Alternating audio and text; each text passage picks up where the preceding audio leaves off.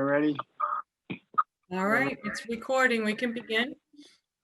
So seeing the hour is 7 o'clock, November 12th, 2020. I call Master Plan Update Committee meeting to order.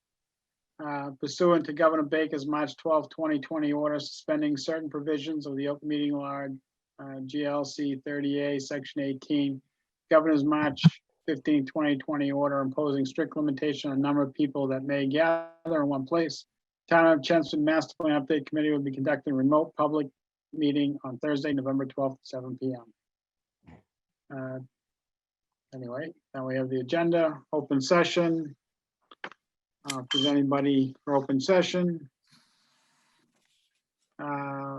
Fred's from the Age Friendly Committee is here. Fred, if you want to give us an update, you're welcome to. Yeah, thanks, George. I incorporated the comments I received on the age-friendly Chelmsford action plan. I've sent the edited final draft to the domain teams for their final review.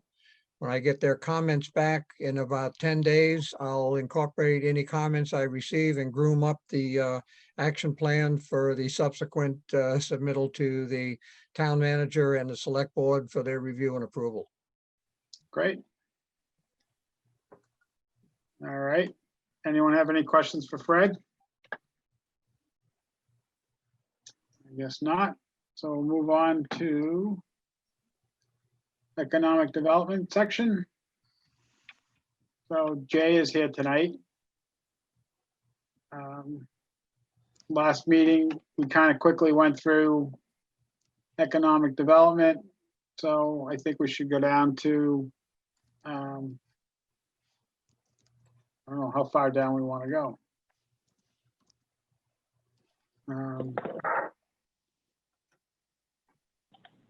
Jay, you have any thoughts on where we should begin today, or?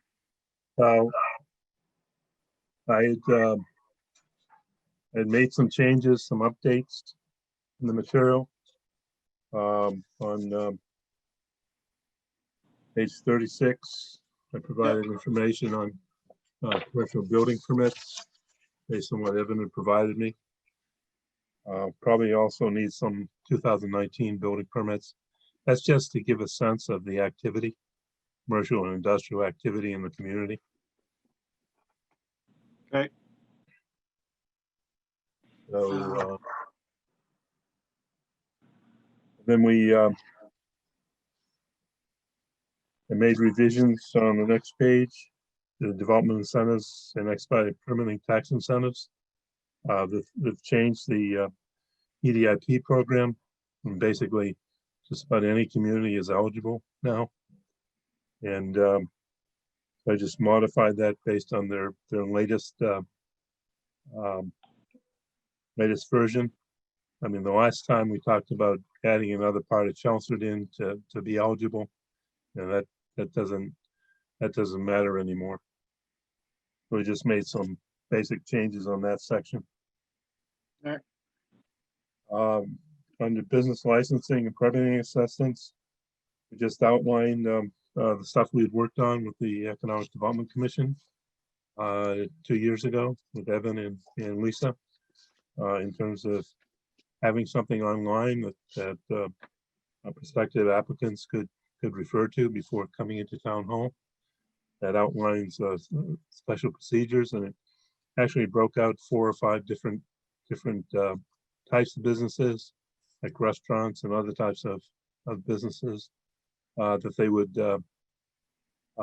might have to go through a different procedure through the Board of Health or other types of procedures. Can I just say something here? Evan and Lisa, I saw today, we're doing a job in Portsmouth, New Hampshire, and they have a comprehensive outline of what a restaurant needs to do prior to they begin anything. It was absolutely the best one we've seen. And it outlines everything from building to Board of Health to fire. It's on their website. If you have an opportunity to look at it, I'll see if I can grab it tomorrow, a link, and send it to you. But it's Portsmouth, New Hampshire. It's really well done. I'll check it out. Kind of fits in with this. It really outlines everything. So Excellent. Okay. Thanks, Jay. So then, talking about the balance between economic growth and quality of life. And we provided information from the master plan survey in terms of what came back, and talking about the importance of economic development. So for the most part, people were very supportive of economic development. They also felt that it needed to be balanced with the quality of life in the community. They were supportive of opportunities for small scale neighborhood businesses. And then we also included information. We did a townwide business survey with the Economic Development Commission, basically taking an overall look at the overall business community, and also focusing on Route 129. And we have the responses from that survey, and talked about how long businesses have been located in Chelmsford, what they thought the major benefits of Chelmsford were to their businesses, and what programs they had used, and also outlined the types of assistance they're looking for from the town. They were talked about the provision of ancillary services on Route 129, and I think as part of that effort, the town pushed the initiative to provide more flexible zoning in Route 129 to provide the accessory services. So it just basically summarizes the information from that. We go on page 40, because of economic development opportunity in Chelmsford. It's basically what you had seen 2 meetings ago, based on input from Evan, basically outlining things that have been accomplished since the last master plan was completed, and also identifying areas that still needed to be addressed. We basically focused on those same 6 areas. We're trying to get some maps. Remember, the maps we used before had actually numbers on them and identifying the businesses and everything else. These maps were from 2008, I believe. They don't have the same types of maps available. So we may have to either pull those out. The option I had was just a basic map of the area, no overview of the area. So I didn't think that really added to the discussion. We may end up pulling these maps out, unless you feel it's worthwhile to keep them in there.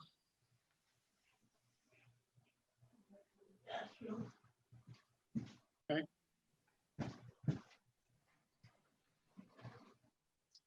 So I didn't make any additional changes to that section.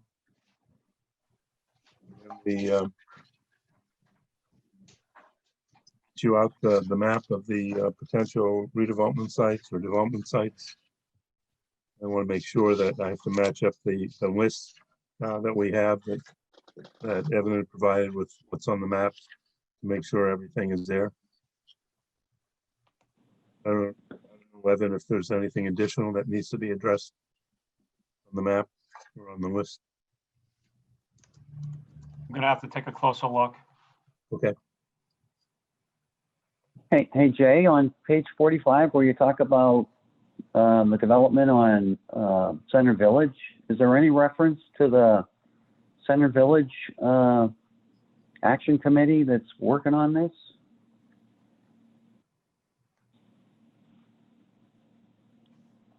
I had Center Village on page 41. No, I don't know about what the Center Village Action Committee is doing. Evan, can you jump in here? So, I mean, somewhere in the document, the updates must include, I don't know definitively, but they must include the 2013 Center Village Master Plan, which NIMCOG provided the transportation parking utilization study. So I'm almost positive this update includes it. The economic development section may not specifically make mention of the Center Village Master Planning Committee, but I believe it's either You think the better land enough? use section. One of the sections definitely provides this update that the committee exists and what they've accomplished and what they're working on. Do you still have two active committees, both in Vinyl Square and the Center Village? Yes, Okay. So we addressed, like in Vinyl Square, we addressed working with them to develop a plan for that area. But we hadn't talked about them moving ahead and trying to implement the plan. But we can put a reference in there to that. yeah. I still need to go through this chapter with a fine tooth comb on not the recommendations, but on the just existing conditions and the updates. Well, where do you think that goes, Evan? I mean, I'm just, we're just flipping through the economic Yeah, development. it's fine to put it here under economic development if this is the chapter that it's speaking, assuming this is the chapter that's speaking in most detail or in any specific detail about Center Village. It's worth mentioning. And then, for more information on what they do, I'm almost positive that we've captured that. And I think in the land use section. Okay. All right. Thank you. I mean, we can take a look at that, Evan, and make sure it's in there, Yeah, absolutely. whether it's in the land use section or the economic development section. Anyone else with any questions at this point? Okay, let's keep moving along. Our next section that we worked on was the issues and opportunities section. The first part of that dealt with the impact of COVID on Chelmsford and the region as a whole. The second paragraph dealt with the activities of the Economic Development Commission and updated that based on input I received from both Lisa and Evan. There was the third paragraph there, Evan, you're going to reword and rework. There's a state of development in the town. And next paragraph talks about working with Middlesex 3 Coalition. Middlesex 3 Coalition was supposed to develop a branding plan for Middlesex 3. But I don't know that they ever did it. And so the question is, what is the brand? Just like you're trying to develop a branding plan for Route 129, there should be a branding plan for Middlesex 3. But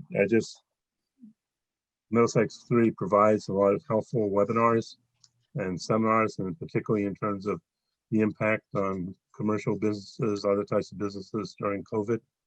So that's what they're principally focusing on these days, and providing that information out there. I know that Middlesex 3 has hired a marketing and branding firm, the same company we worked with on 129. I don't know where they're at. They were starting to work on some of that when COVID arrived. I'm not sure what the status is. You know if they ever got funding from the state for that? I thought they had. Is that was what they were talking about 3-4 years ago. They needed funding from the state to do a branding plan. Well, they had introduced the company to the membership and had taken that first step in what their action plan was going to be. They had a representative, they hired the Belfort Group, and they were just getting started. That, that's what I recall. And then nothing's really happened since COVID. That was back in March or so when they Probably. started. Yeah, Okay. yeah. I don't know if you'd like me to reach out for an update and send it to you, Jay, or, Sure. I mean, if you have anything else that you want me to revise in that paragraph, I'd be glad to do it. yeah, okay, I'll do that. The next paragraph talks about the 2010 master plan and the principal development areas, and talked about the community enhancement investment overlay districts and the activities that were taken in terms of the overlay districts, in terms of being approved by town meeting. The next paragraph talks about the Chelmsford Board of Selectmen with the tax classification study committee, and then moving to a split tax rate.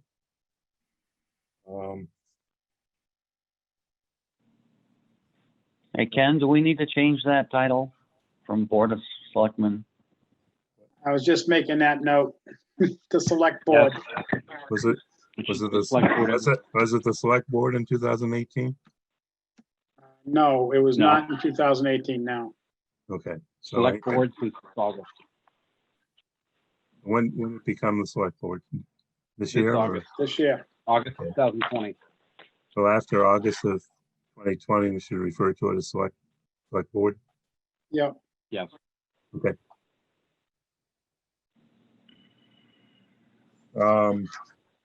Next paragraph focuses on manufacturing in the Greater Lowell region. And we work with the Greater Lowell Mass Hire Workforce Board.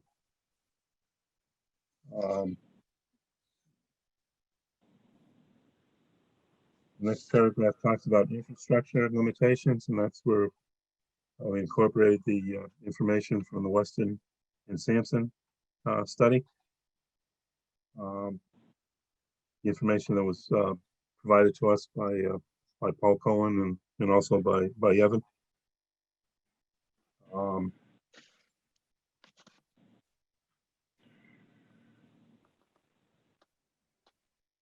Talked about federal funding to redevelop different sections. There's some federal funding that the town has received. They received money from the Housing Choice Development Grant. They've received other funds, able to do some stuff, but there's still some other funding sources out there that still take a look at. That be DIF funding for public infrastructure, that sort of thing. This paragraph talks again about the business survey that was done in the business amenities overlay district for Route 129 area. Focus on Drumhill Technology Drive. This is one of the areas that we talked about before in terms of potential for some of the new businesses, whether it be ghost kitchens or other types of activities. The next section talks about Vinyl Square and basically summarize the activities that did happen, and also the types of things that need to still go forward in consideration with the Vinyl Square master plan that was completed.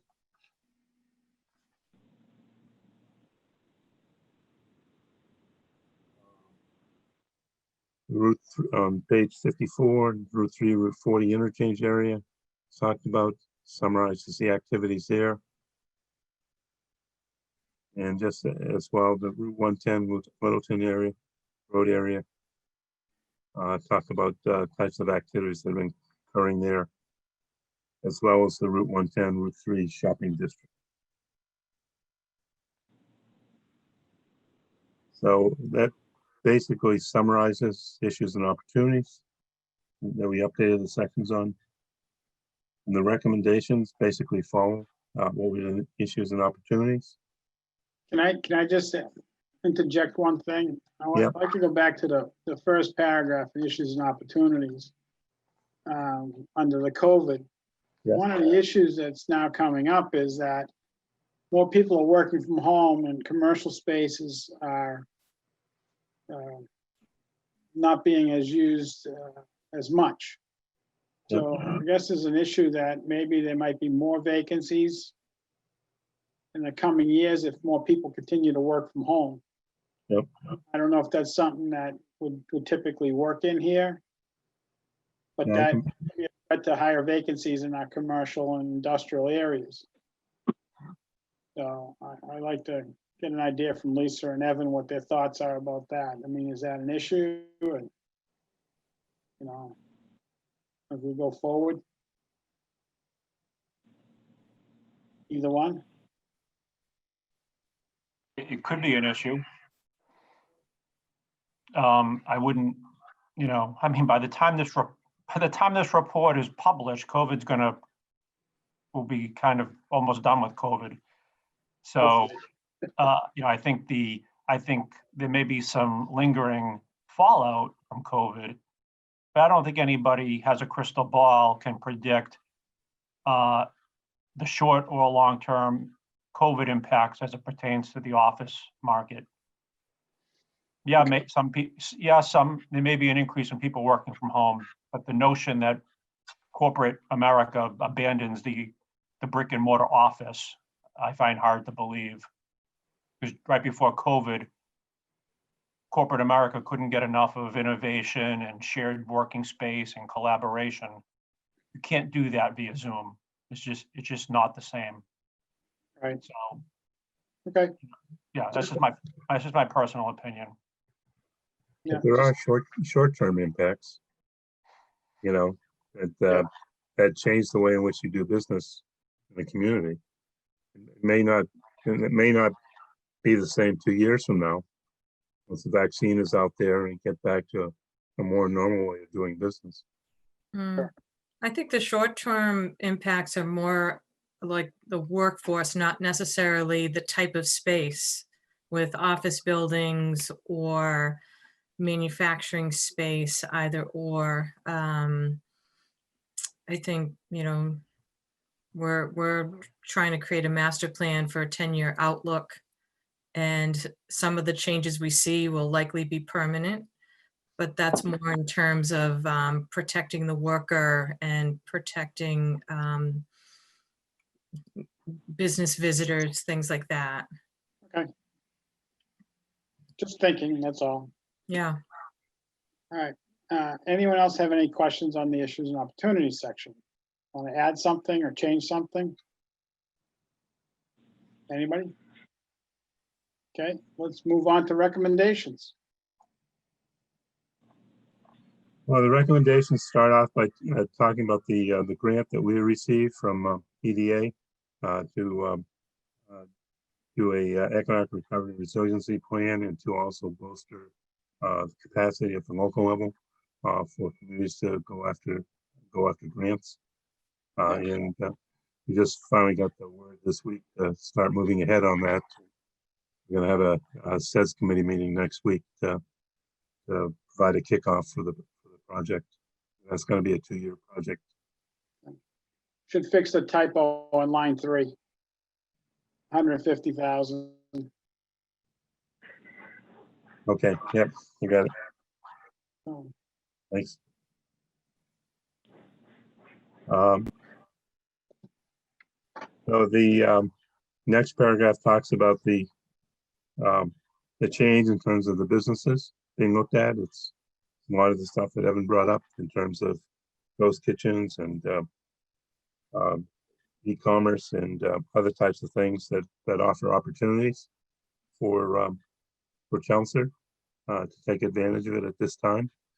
Again, you don't know how long that's going to last, but you might want to take advantage of it for right now and utilize some vacant space for these types of businesses. Next paragraph goes on the Chelmsford Economic Development Commission. And these comments were provided by Lisa. I don't know if you have any modifications to that, Lisa, in terms of what I wrote up here. I pretty much took what you had outlined. No, I don't have any further changes. I think that we really kind of talked more in depth about it last time, and it's kind of straightforward. So I don't have any other additions to it. That's kind of like your work program for the Economic Development Commission going forward, right? It's outlined here. Yeah. Yep. Yeah. Okay. The next paragraph talks about the brand strategy for Route 129. And next paragraph talks about the adopting the procedures and processes for expedited permitting that was outlined in the Council Business Permitting Guide. Talking about looking at acceleration of redevelopment. And I think this was the area that we're kind of taking a look at how effective the policies have been over the past few years in terms of the overlays, whether or not it's provided more commercial opportunities or just more housing opportunities, and whether or not you need to tweak the way you do it in order to generate more commercial opportunities. Was that the sense of it, Evan, in terms of taking a look at that?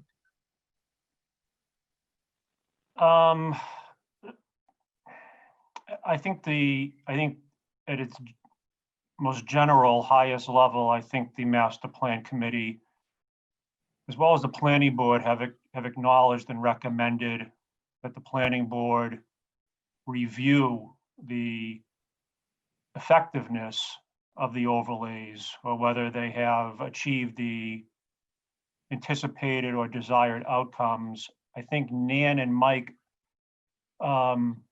presented it a different way, and probably a better way.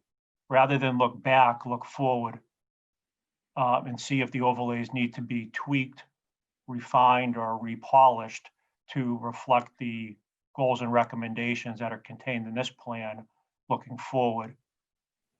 And I like that approach a lot better than looking back to see if they were effective, because I think everyone agrees that even if you agree that they were very successful moving forward, I don't think we want to continue that same exact success. So it's just a question of going in a different direction, see if it needs to be tweaked to go in a different direction. Correct, based upon the goals and objectives of this plan. Okay. Or to be determined. I think that's to be determined, because while I understand that from the standpoint of this plan, we would like to promote more businesses, the reality is that the investor interest and investor dollars are all focused on housing.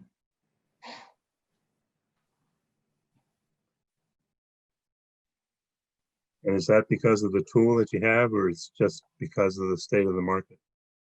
State of the market. Okay. I really think that's where the demand is.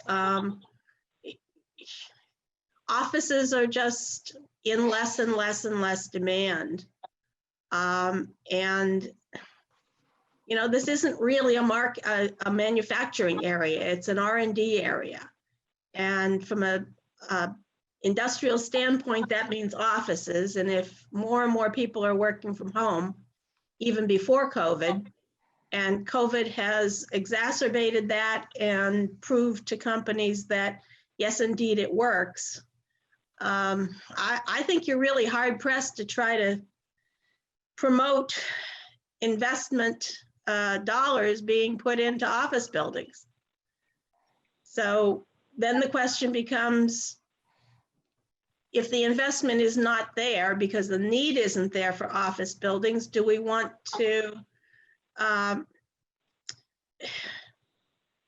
prohibit or make it more difficult for investors to come into town for housing. And, you know, that kind of says, well, we're just going to shut down to investment money. And that doesn't seem like the right thing to do to me. Western's having the same issue. They have commercial property that they're now turning into residential property.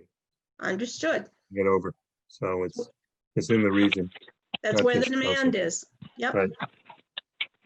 So I think Mike has a comment, and now I'll make a comment too. So, Yeah, I don't have a particular comment, except that that looks to me to be where it's going. I don't think that says that we should abandon dealing with office buildings, because I think there will be some uses, but you're right. I mean, all of the stuff that seems to come before, most of the stuff that seems to come before the planning board is people wanting to build, 5-story residential stuff. so I'm in somewhat of a disagreement with I think way Nancy was going. Originally, we did the overlay and we allowed residential to help boost the commercial district, boost the commercial buildings. If you're saying to change the overlays to continue to push more residential over commercial, I'm in total disagreement with that. George, I'm not. I'm not saying anything about changing the overlays to push residential. I'm simply saying that I don't believe we should change the overlays to prohibit residential, because I think if we do, we're going to have no investment. So that's why I would like to see this left kind of in the open area where it says, basically review what has been done, but now to look to see how you go forward in the future. Okay. So you got to look to see if there was mistakes or if something worked or something didn't work, and then look at if any of those will work for the future or need to be modified for the future or need to be totally changed. So that's my opinion, is you can't just stop and forget about what happened in the past and then just try to move forward, in my opinion. So, and that could be residential, it could be commercial. This is to me, it's a very nuanced discussion. One that if I had my preference, this master plan would be as prescriptive, if not more prescriptive than the last one, and it would resolve this issue. However, I'm not pushing the committee to do that, and I get a clear sense the committee doesn't really want to make a recommendation to resolve this issue. Essentially, the committee's preference is bring it to the planning board's attention and the community's attention that it needs to be reviewed. The difficulty with this is when someone says mistakes, yeah, we could all agree that the residential buildings that were approved were too many units or too big, but we could all agree that residential was the right choice. However, if you speak to a neighborhood, they may say that the concept in its totality was a mistake. So while I think the master plan is the master plan at this point is essentially doing the bare minimum, for lack of a better word. My concern is that if and when the planning board or some other entity takes this issue up and attempts to resolve it, it's a very, very complicated decision, because while the community and town meeting can review and approve and revise and modify the overlays, if the market doesn't, as Nancy said, if the market doesn't view it as a good investment, it doesn't matter what the zoning says. The beauty of the overlays now is that it allows the market to use the overlays, meaning the proper zoning's in place where if somebody has an idea to invest in Chelmsford, they can have that conversation with the planning board. Any drastic changes to the overlay, one way or another, removes that marketability And my biggest concern for Chelmsford is, and always has been, its ability to engage with the marketplace. It took a long time to get the proper zoning in place. Yeah, I think we need to be really careful, because an example is those large vacant office buildings on 129. If someone comes forward and wants to convert one to residential, granted, it's not anyone's ideal preference, but how much longer does the town want to leave those buildings vacant? So it's a balancing act between, managing growth and development and being open to market demand and market interest. And that's something that I think the overlays accelerated that process and welcomed more multifamily in the community. It may have caught the community off guard, or the community may not have liked the projects or the scope and scale of those projects. It's difficult to gauge because everybody has their own individual opinions and perspectives on it.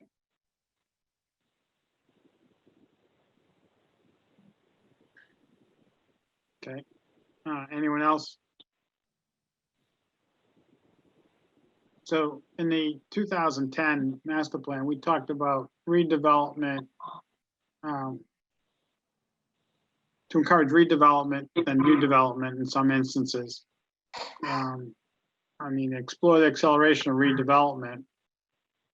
To me, is fine. I think, review the overlay districts, and keep it in a general, and it's to encourage the planning board to review it, whether it's every couple of years or every 4 years or every 5 years or every year, just to determine if the direction of the town or the goals of the town are changing or the needs of the town are changing.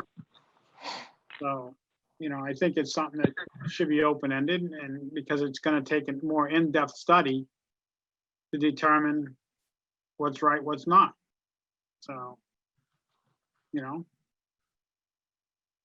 but, we've been fortunate to some degree, the development of the apartments there on Turnpike. I go down there and haven't noticed a lot of difference in the traffic, so, but,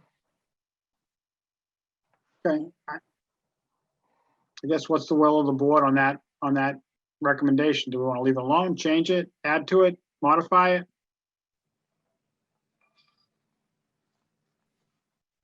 Anybody? Well, I can rewrite it based on the input. Okay, Well, can you repeat that? What is that? he said that he would rewrite it based on the input that he received tonight. I don't mean to beat the dead horse here, but to me, this is the crux of the meat of the master plan is, what is the town's vision when it comes to how to utilize the existing area zone for development. And it's okay. Even I've reached the point where the overlays served its primary purpose. It created multifamily within our commercial corridors, which did result in an increase in restaurants opening and some new retail and commercial spaces. But I'm not sure the town needs or wants, or whether there's a market demand for another 750 multifamily residential units over the next decade. So if that's the case, I think the master plan should emphasize we're transitioning and we want the overlays. Our desire and intent is to try to use the overlays to accelerate and incentivize commercial redevelopment. And I think that's a fair statement. If its trends continued, then yes, multifamily will be the preferred investment opportunity because Chelmsford has and always will be considered a great residential bedroom community. And I say all this setting aside the lack of sewer capacity. Without sewer capacity, the issue kind of resolves itself. But sewer capacity being available, my guess is the town's preference is to use the overlays for commercial redevelopment, such as skips. Take a 10,000 square foot underutilized building, demolish it and build 10,000 new square feet that's modern, up to date, can accommodate multiple tenants and get all the benefits of redevelopment. The problem that we've had is many of the commercial properties that are owned in town, they're not viewed as real estate investments. Many of them are mortgage free. Many of them are locally owned, and they just have not reached their cycle for the investor, for the owner or the investor.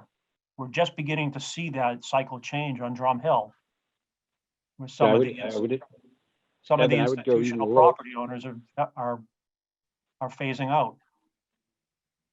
Right, I'd go a little further than that. I mean, even it's starting to spread outside of there because, you know, the Parley sold the yellow building in North Chelmsford. The north building at Drum Hill sold to an outside investor. So you're starting to see even more, but I agree with everything Evan said. When you have these family-owned buildings that have been depreciated down to nothing and they don't owe any money on it, they get old quickly, and they're turned into cash cows for the family. But normally, and correct me if I'm wrong, King, normally the new investor is more inclined to invest money. Granted, it may start with internal tenant fit up and remodeling, but there are plenty of commercial properties throughout town that are in need of major reinvestment, such as skips. And we can, you know, we all know where they are, and they're just outdated, they're aged. And they've come to the end of their useful life. So my hope would be that's the acceleration of commercial redevelopment that would take place over the next decade. And the only way to do that is with the overlay. Otherwise, we're back to doing business like we did when Skips was redeveloped. Very, very cumbersome. Well, I have no problem with basically what you just said. I think what I heard is that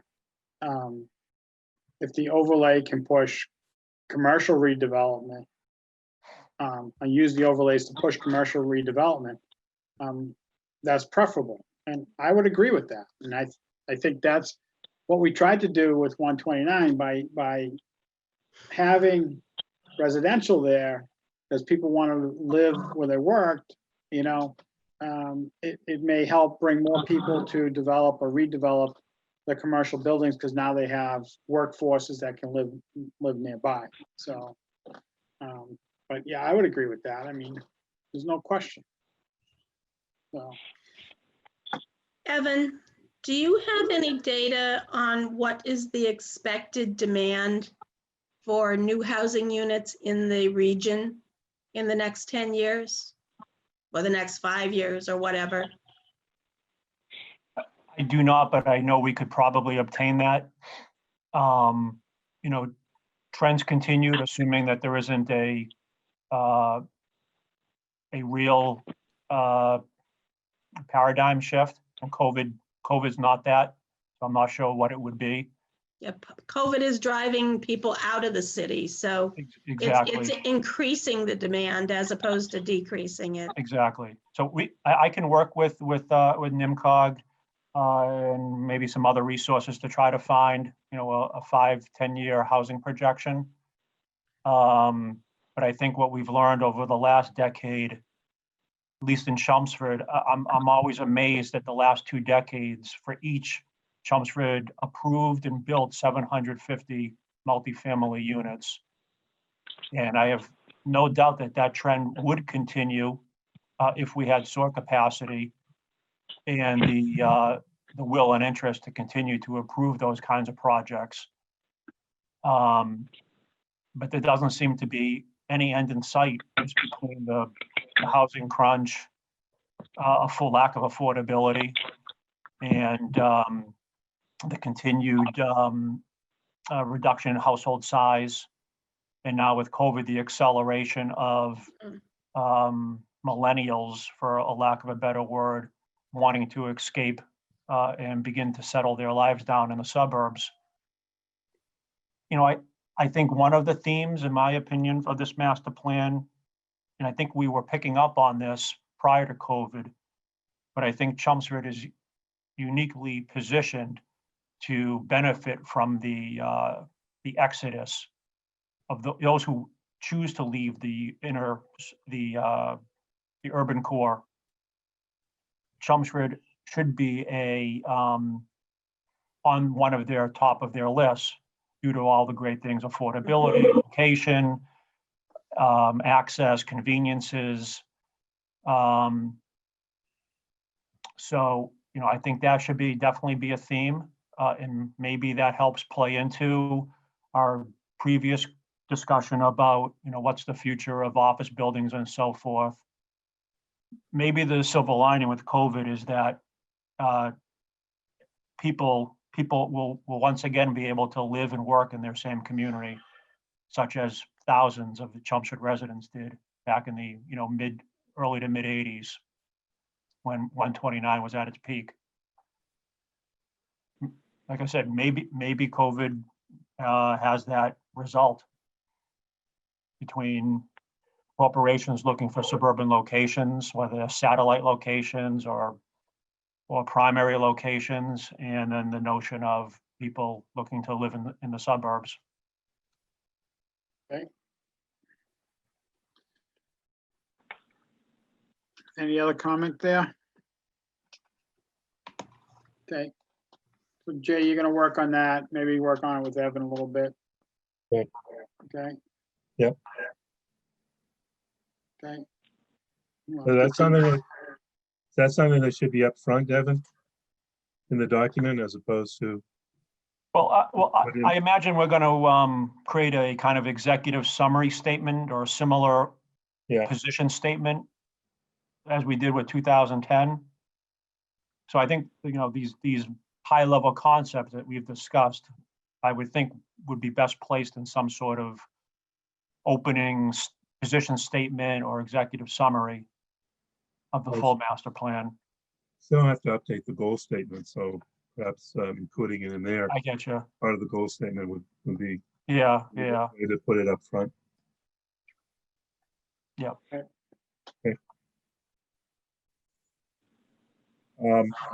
In the last master plan, you talked about establishing mixed-use redevelopment district on Route 110 on the western side of Hunt Road, Chamberlain Road. Is it still appropriate to keep that in here?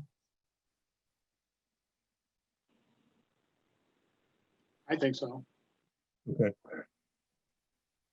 This is one of the items that wasn't addressed over the last few years, as far as I know. Right. The next, I would question that. What the development we have seen in that area has all been housing. And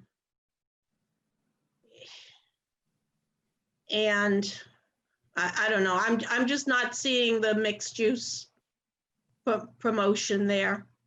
It seems like the demand in that area is really to become more of a housing and multi-housing center.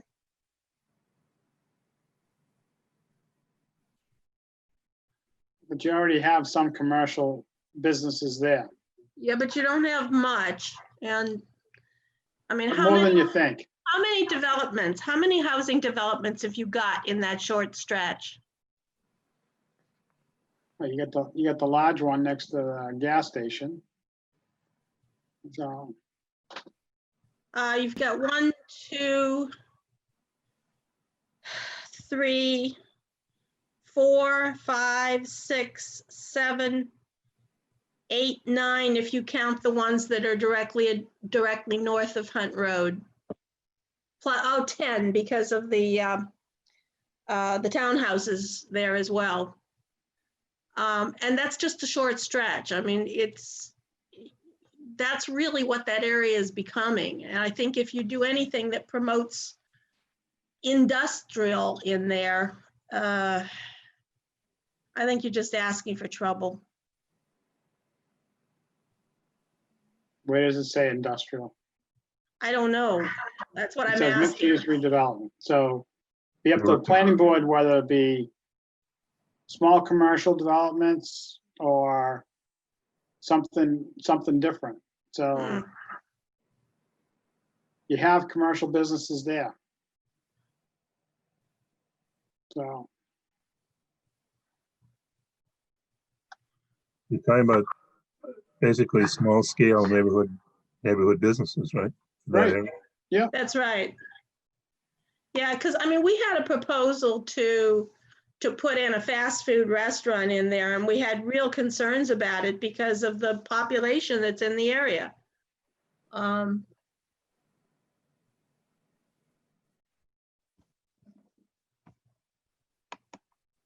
And eventually that proposed, it finally got approved and it never came to fruition. They came back with a proposal for multifamily housing. but if I remember correctly, that proposal, the sticking point was about the drive-through window. Because we were afraid that the traffic from the drive-up window would back up onto 110, which is what's Yeah. happening on the Dunkin' Donuts on Chelmsford Street. Okay, in the morning, the traffic's backed up out into the street.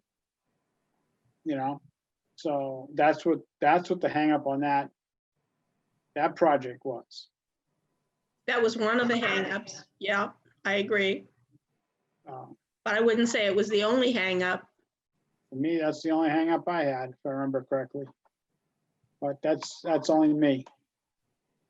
The fact of the matter is, the market didn't want to move forward with it.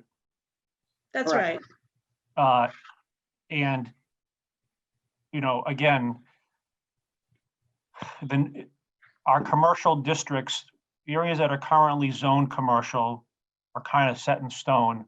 The 2010 master plan and this master plan, other than maybe Groton Road, never contemplated creating new commercial zoning districts, or in other words known as commercial creep in Chelmsford. That seems to be a third rail issue. Where we do have commercial districts, Route 110, when the neighborhood is asked their preference, they always want residential over commercial. 50 Hunt Road, where there's a 40B being built, that was zoned single family. The property owner went to the planning board and asked the planning board if they were interested in contemplating rezoning to commercial. Obviously, the neighborhood expressed serious concerns. So the planning board naturally did not move forward with that. Then it became a 40B.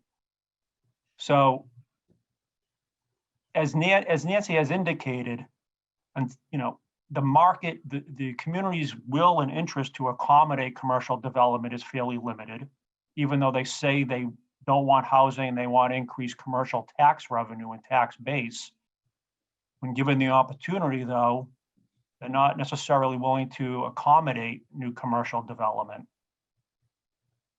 Again, maybe as Ken said, maybe over this next decade, as institutional commercial properties come available to new investors, maybe redevelopment is the key. And I think that's what the 2010 master plan and the overlays essentially have acknowledged.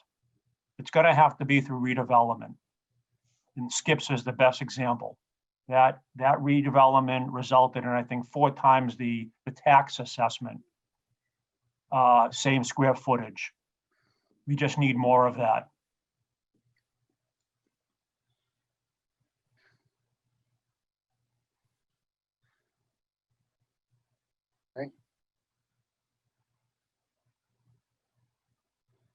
So what's the board's will on that statement that Nancy has questioned whether it should be left or not?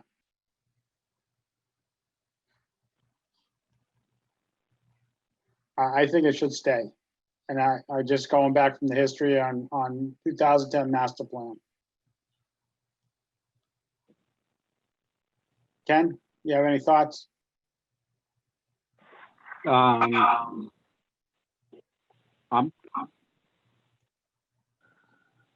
guess I guess I'm with you. It should stay. I'm sorry, what was that? I'm agreeing with you. Scott? I don't. Well, yeah, from saying, the community says they'd like redevelopment, right? Don't really want big new things. Small neighborhood stores were high on the survey, and redevelopment is really probably the most advantageous for the town in terms of revenue. So that's where I'd say, that's where I say the recommendations need to go. Okay, Bill, I'm okay with you, George. Mike, I guess I'm more or less okay. It's, what we have here, I mean, let's be honest, we have something of a disagreement between those who want to plan and develop the town and those who want to live and vote in the town. That's fundamentally what we bump up against.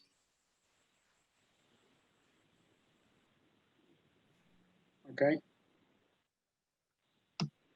Nancy, any last thoughts on it? No, I don't. Where exactly is Chamberlain Road? Down closer to Westwood. Well, Chamberlain's yeah, direct, I got that. Chamberlain's directly across the street from the old drive-in. From the old drive-in. Which is just after the Elks. Oh, all right. So, Past Kidder Road. so Chamberlain is past that housing development, the multifamily housing development that's just past the Elks. Yes. Is that the road that the Historical Society building is on? No, that's on, Garrison. what is That's it, Ken? Garrison. That's Garrison, on Garrison. Garrison. closer to Garrison Hunt. House is on Garrison. All right. So what are we talking about redeveloping here? I mean, I think it's the existing zoned commercial, the frontage lots along Route 110. The ones that have not been developed for residential. So, if you were to go property by property, I mean, you got the vet, and then the next property, I think, is like a car salvage yard, and then there's an auto repair. so we're really talking about that area beside the automotive supply store? I mean, as a starting point, but I mean, you could even look at the commercial plaza that is next to the Elks. You got the self-storage, and then you got that commercial plaza that's there. I thought that was just redeveloped. Well, it was never redeveloped. It was built probably 15, 20 years ago at this point. And if you were ever to drive in there, the vacancies and the soft spots. So, I think redevelopment is primarily a physical, right? Demolish and rebuild. But there's plenty of commercial plazas that need to be refreshed or repositioned. And a prime example is the one with Thai Jasmine is. Yeah, That's an older plaza, another great okay. example. okay? So, that's in that area. Exactly. And the one I'm talking about attached to next to the Elks there's a couple churches in there. And that's not how these plazas started out. That's how they evolve when they can't fill square footage. Yeah, that's where the demand took them. Exactly. Yeah. There's also the Ferrara towing lot. so- I mean, and next to that, I think there was a auto repair shop. So Right. there's places there that are older buildings that at some point may be redeveloped into small plazas or small neighborhood stores. And even, and like I said, even the existing commercial that, you know, from the street looks fresh and vibrant. Even those need, you know, they need attention. So is the thought to drive those small repair shops out of town? Absolutely not. Then Nope. where would they go? I mean, No, this is, if you raise those buildings and build something new, where would they go? that's not the point. The point is if those buildings ever go empty or people want to sell, they have an opportunity to do something different with them. Or develop them and make it a little easier for them to develop it. Or it could be something as simple as the existing business wants to demolish and build something new and continue to operate there. So aren't they currently under the COID? Oh, yeah, yeah, absolutely. Absolutely. I think this Why would falls we back, do more than that? you know, I think this would we falls do back more to than the that? previous recommendation of accelerating redevelopment within within the overlays.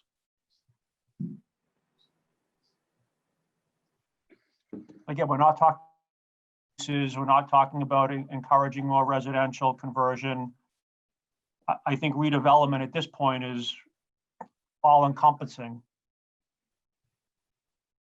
You know, complete demolition and reconstruction, But repositioning. it's not being used, and I take exception to the comment, to drive them away.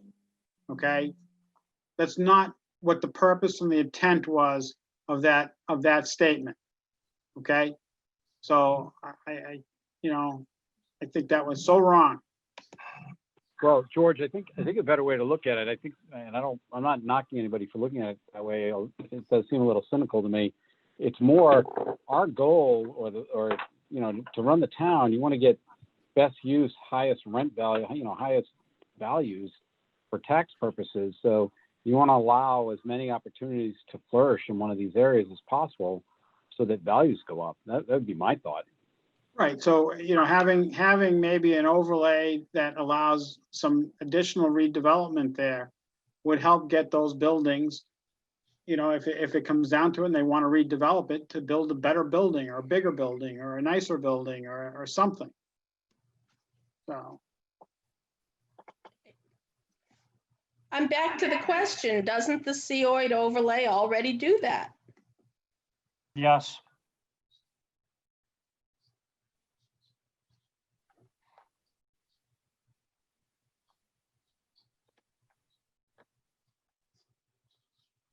Then this might be an economic development issue in terms of promoting it, but it's not a zoning issue. I think it's a combination of both. The previous recommendation talks about exploring ways to accelerate redevelopment. Part of that could be nuts and bolts economic development, but part of that may be tweaking the COID to provide some more incentives. I don't know what those would be right now, but I think it's a dual approach. Okay. Yeah, I guess I'm okay with this. I mean, looking at it. I mean, it's basically saying promote mixed use.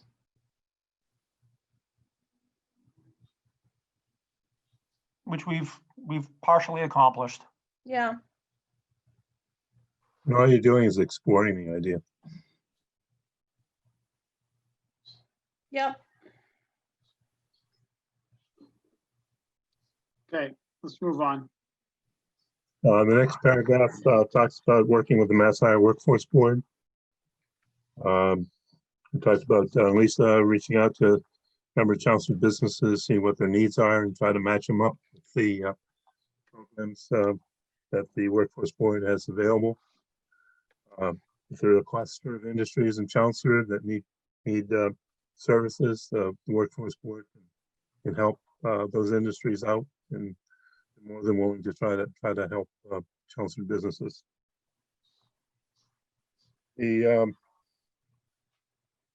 talking about the public-private partnership at the EDC, and about providing this information on the website so you have information on available properties if you can, and so that investors can learn about the properties. NIMCOG would be willing to put it on our website too if you have properties in Chelmsford you want to promote. That's a way for different websites and see what's out there. The next paragraph talks about the sewer capacity, talking about moving forward on what you already have in the works in terms of trying to address the issue. Before we leave the sewer capacity issue, so I think the master plan at this point, the update is through town meeting, which is the study to explore any and all options to resolve the issue. At last night's planning board meeting, there was a question posed related to the duration of the moratorium and what's a reasonable expectation for resolving this issue. Yeah, so I guess my comment is, I think the master plan should consider framing this up that this is not going to be resolved within 12 months. It likely won't be resolved within 24 months. The longer it's unresolved, in my opinion, essentially, almost by default, puts all of these recommendations on pause. And that's a problem. So, I think we've done a good job codifying the issue, but I think this plan needs to or should consider somehow suggesting that this is not going to be a short-term solution. There is no short-term solution. And within a 10-year document, 2, 3, 4 years is a long time. So my concern is that this issue kind of just doesn't float to the top of the document, and I think it may need to.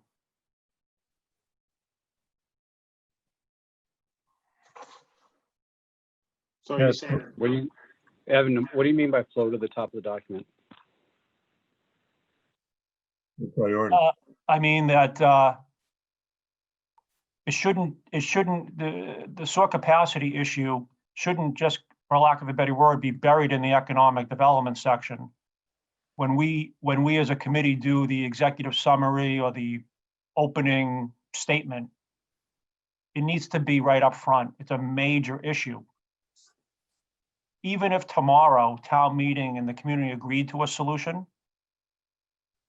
bonded $30 million to build the plant, it's 5 years before that thing is operational, between design, environmental permitting, construction.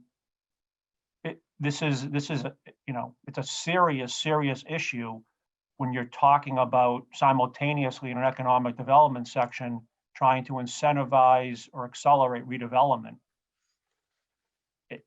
It could be a deal breaker for many, if not all, new investors. At a minimum, it will cause them pause. So of all of our 500-page document, to me, this is a high priority. Town needs to. We can't get lost in the forest with all these other recommendations. If there's one priority, finding a solution and getting it done in a timely manner, to me, sets the stage for everything else to be able to be implemented. Evan, I have to agree with that.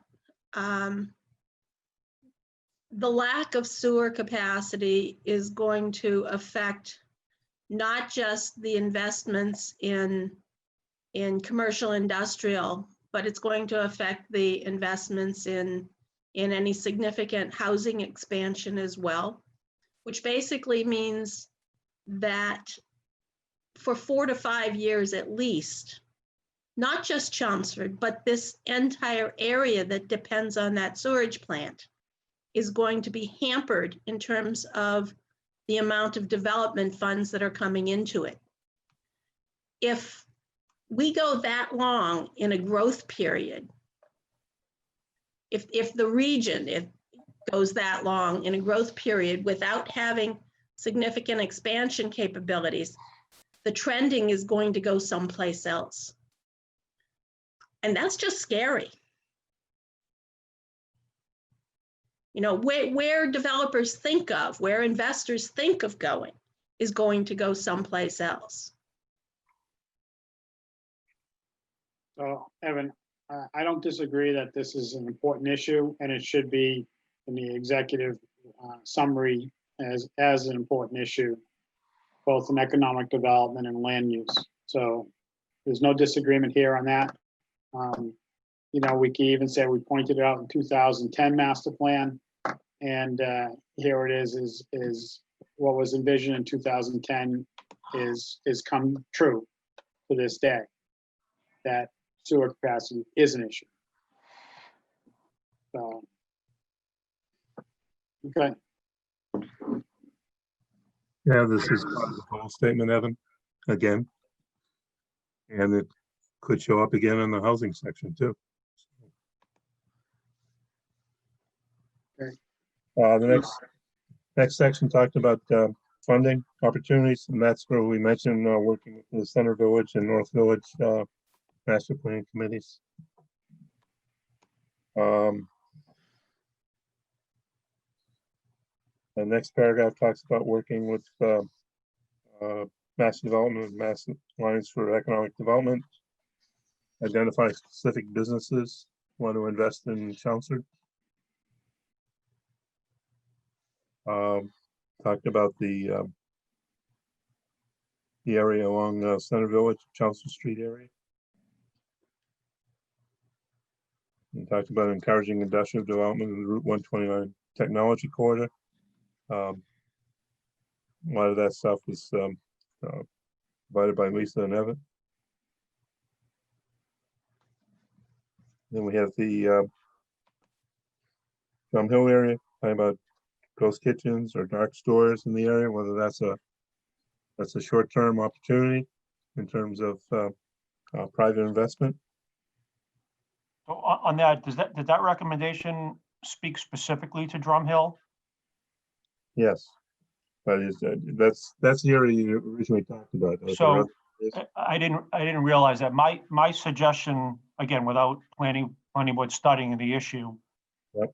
is that ghost kitchens should probably be considered viable in any commercial zoning district. We allow restaurants in all commercial zoning districts. A ghost kitchen has even less impacts to the neighborhood. So should it be its own bullet? Yeah. I mean, I think that entire e-commerce, ghost kitchens and ghost dark stores, you know, I think it should be, you know, consider or investigate, research, study applicability in all commercial, and maybe in some cases in industrial. I mean, what's so bad about a ghost kitchen being in 129? Yeah, I would think you'd include it in industrial as well.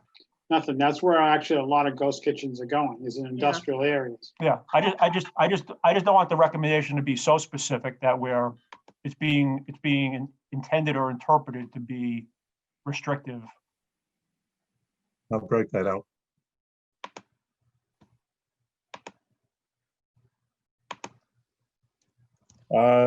Next paragraph's about commuter rail service.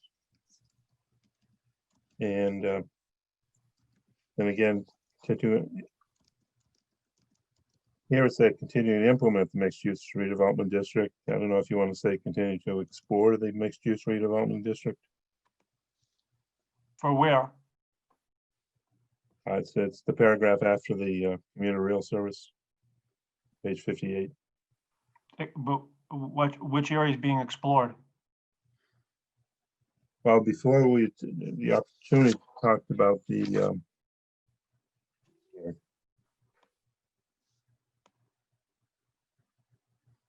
Actually, that's kind of redundant. sorry, that's a duplication. I Okay. thought Yeah. it was there So that needs before, to so come out. I just pulled that out. Okay, Yeah, but you might want to include that last sentence, the last COID sentence in the previous section, okay. because the COID is the answer to that. It's a tool to use. Okay.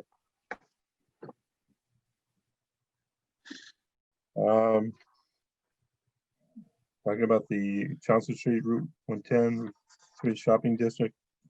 Route 3 Highway Interchange Market Study. You know when that's going to be done? Probably springtime.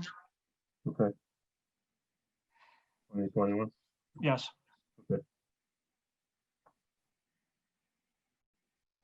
And then the last bullet point on page 59 was prioritize the potential economic development sites for the EDC and the Community Development Department to implement.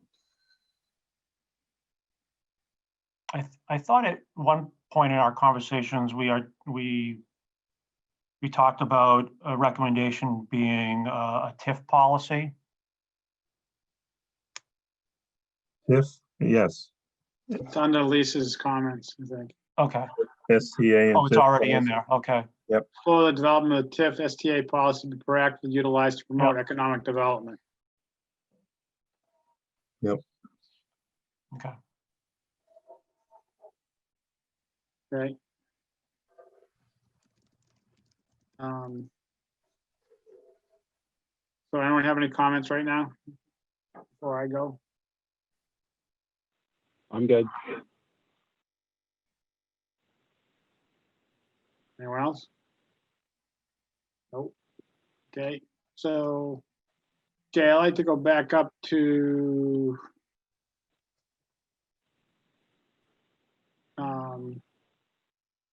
page 56. Yep.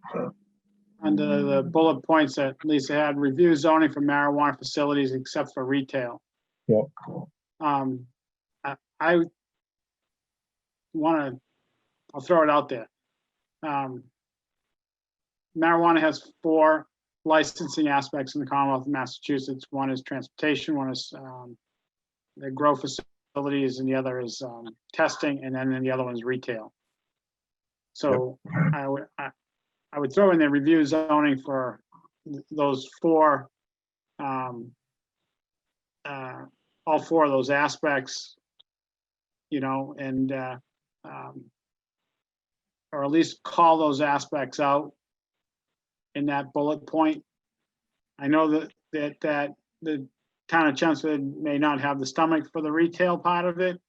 Okay. But the planning board, as they go through and explore, they may find that they want to bring something forward for the other 3 aspects, you know, to utilize some of those industrial buildings for testing labs or warehousing and transportation, or even a grow facility. So you just want to flesh that out a bit more with more detail? I would just expand it out a little bit. Okay. If Lisa's okay with that. She's nodding in the affirmative. Yeah, I think I'm fine with that. Absolutely.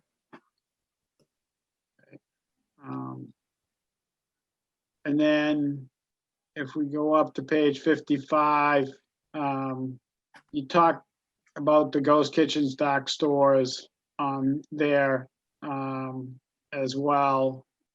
So that may be further down when we talked about creating a separate bullet point. It may be coming back up here and working that into that paragraph or creating another bullet point at that point. One thing that comes up with ghost kitchens or dark stores or e-commerce fulfillment centers is,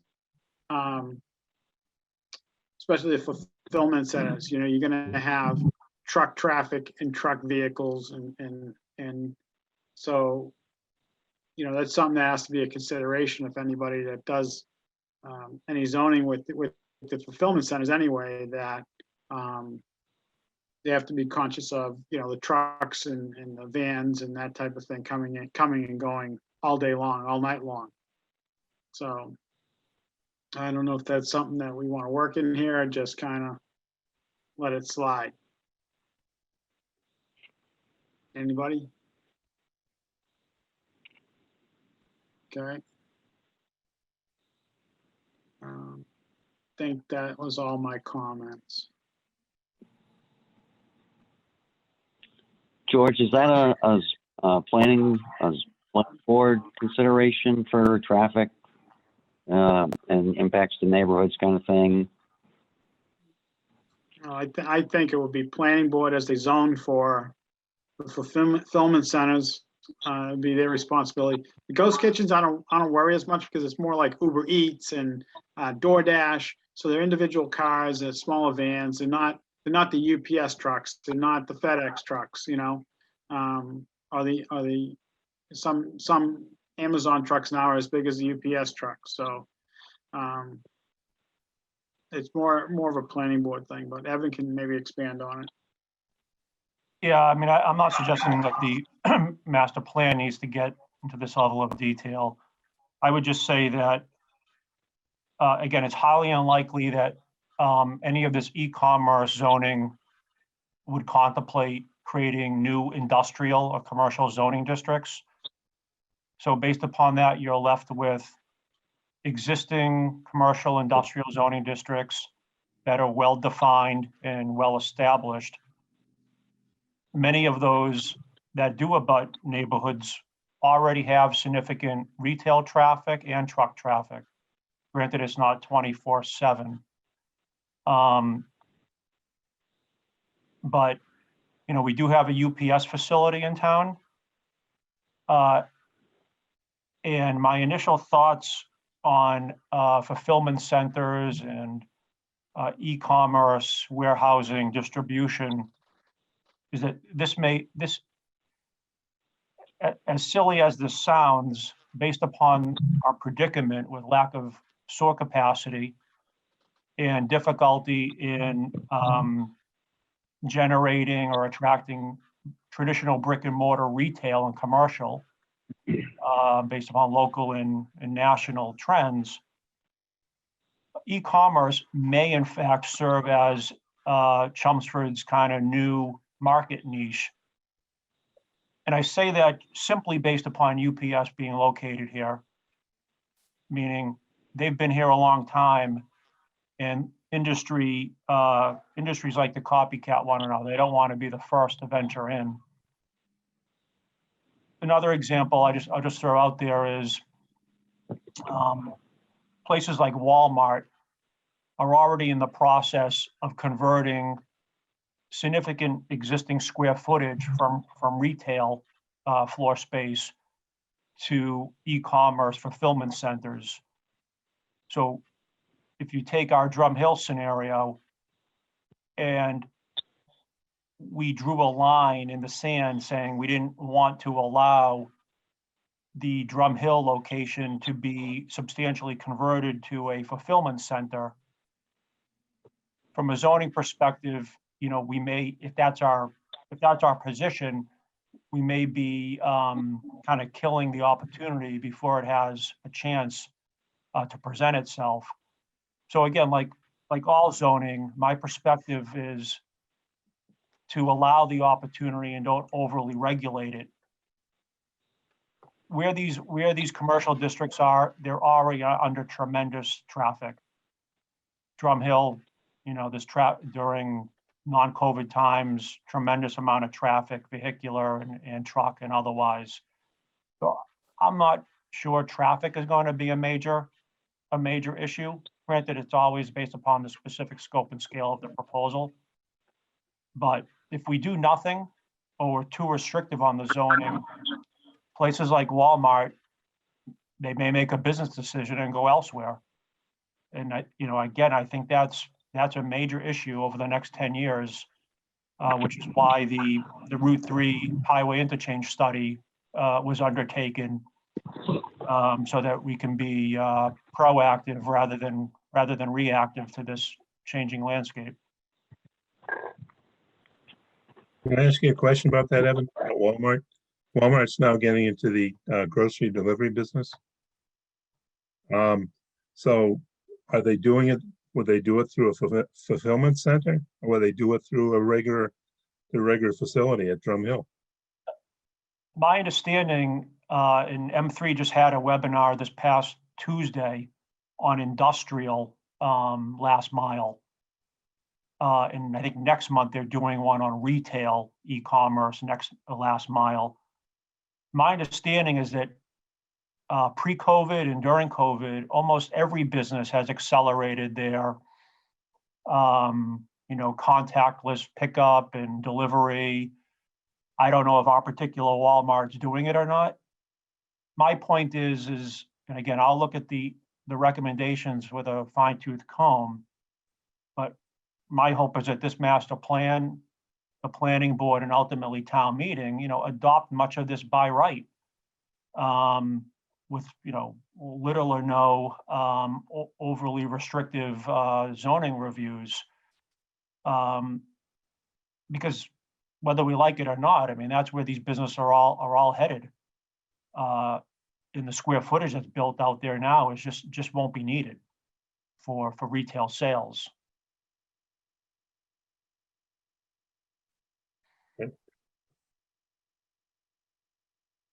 Okay. Anyone else? Anybody else? Okay, My only thoughts is what Evan said. I mean, if we could somehow cater to that type of setup, it might be what we need to save the commercial base, and with COVID and everything else that's going on. I think Evan hit it on the nail on the head, and that was, if you make a fulfillment center by right in an industrial district and a commercial district, that's the simplest thing right off the bat to do, is to get it right into the use chat, and same with ghost kitchens, so ghost kitchen will take somewhere in the back of an industrial park and some space that no one has any frontage or access to, visual access to the streets. They just pull around, they load up the cars, and off they go. So. My final comment on this is, I think this is, notwithstanding store capacity, I think this is such a compelling, interest for the town that I would like to see the e-commerce zoning initiatives advance to Springtown meeting, even if the master plan is not completely finalized. I'm assuming by then the committee's recommendation would be somewhat solidified, which my hope would be that would be enough to me and other planning board members to engage the planning board to move those e-commerce provisions forward for Springtown meeting. So, don't need answers tonight. I would certainly look to this committee's thoughts on that. But I think of all of the zoning recommendations that this plan's going to contain, I think that those are probably the most important and relevant to Chelmsford. Evan, I don't disagree with you. But I do think that it would need to be introduced and promoted, not just by the planning board. I mean, certainly the planning board would prepare the drafts and such, but I think it needs to be a joint planning board and economic development proposal. And I don't think it would hurt if the Board of Select Board was also one of the sponsors of it. I like those I'd be ideas. Yeah, I'd be totally on board with that one. and well, and while it's, this committee's likely to still be operational, I think this committee could also be part of that advocacy. So, I think there's a sense of urgency to it because the opportunity is there now. This isn't something that we want to have happen 2 years from now because the opportunities, too much of the opportunity will already be gone. well, Evan. Yeah. Zoning is a planning board issue. Master plan makes a recommendation. Oh, Okay? agreed. If I'm the just planning saying board- because, oh, wait, the planning board needs to take the lead. agreed. I'm That's- just saying, because the concept is so new, while you're aware of ghost kitchens, I think having members, obviously Mike and Nan can participate, but it is beneficial for an entirely new concept. I'm not sure, so there's an education component there.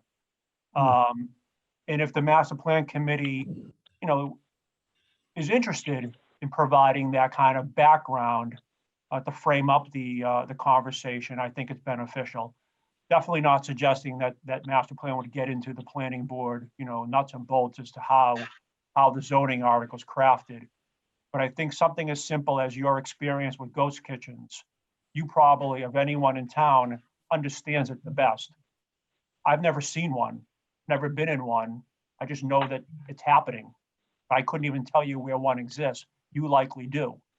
So Yeah. I think that kind of feedback, whether it's you as part of a master planning member or on your own, I think we need a support network and, kind of as many people as possible to be able to provide real world experiences to these things. So that goes to doing your homework. And and when we did the billboard bylaw, we knew nothing about billboards. Okay, but when we went presented, we presented a complete package. And that's because we went online and we found different bylaws all over the place and we put it together. So of course I would stand, because I think this is a good recommendation. It is the future. It's going to be more of the future. And small fast food restaurants with only drive-up windows is becoming more and more popular. I mean, that's another thing that has to be looked at. I know in Westford, there's no stomach for drive-up windows at restaurants, but I went out and I got something to eat tonight, and the lady said, "Wait in your car, I'll bring it to you." Okay, so it's something that's a lot of places are doing now. But planning board needs to take the lead, and I'm sure, with an education to the Board of Selectmen and other committees, I'm sure that they'll stand behind it because I think it's a smart move, and I think that once they see all the facts, they'll make their recommendation to stand behind it as well. So hopefully, but anyway.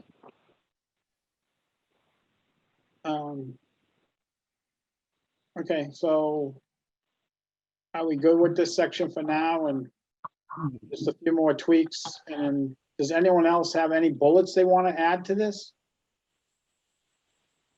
Anybody?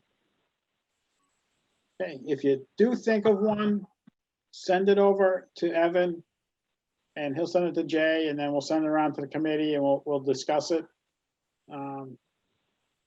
So from there, the next item on the agenda is review transportation, but we don't have that, correct? Correct, So we cannot. it's 8:40. So do we want to get into the facilities now or no? I would say no. Yeah, I'd say do that as a chief in another meeting. Okay. Public input discussion. Say that leave for another meeting. Next steps will be December 3rd. Is that correct, Evan? December 3rd. Yeah, December 3rd is our next meeting. We can talk about facilities, and maybe the transportation section at that meeting. We think we'll be there for that. For me, I'll be there. Okay. Hey, and in the meantime, per what some of Evan's comments earlier, I think it might be time to at least whisper to the planning board, which I'll be glad to do, that we want to think about some e-commerce support of some sort. And I'll be glad to bring it up at our next meeting. And if Evan, you got, a couple of specifics you can add at that point, and maybe we can, get the ball rotating a little bit. Sounds good, Mike. Appreciate it. Okay, yeah, because I think, I think it makes a lot of sense to do that by June, Yep. And I'll be there right behind you, Mikey. Even though I'm not on the planning board, I'll be there. I know. I'll be right there for you. All right, so we have two sets of minutes. We have December 10th that needs to be approved. Scott and Ken were not at that meeting, so who do we have? Bill, myself, Nancy, and Mike. So can I get a motion to approve, or is there any questions on the minutes? You got it. I have a motion by Mike. Do I have a second by Nancy or Bill? Second. A second by Bill. Road call, Mike, Yeah. Ken? Can I vote on this? No, you have to abstain, but I gotta ask her anyway. Nancy, Yeah, Bill, Yes. Scott, Abstain. and me is yes, so 402. And the next minutes we have are the September 24th. Joe Reddy was the only one not there. So do I have a motion to accept? Yeah. I'll make a motion. Okay, we'll give this one to Ken, making the motion to accept the minutes. Do I have a second? second, Second by Nancy. Roll call, Mike, Yeah. Ken, Yes. Nancy, yep, Scott, Yes. Bill, Yes. George is yes.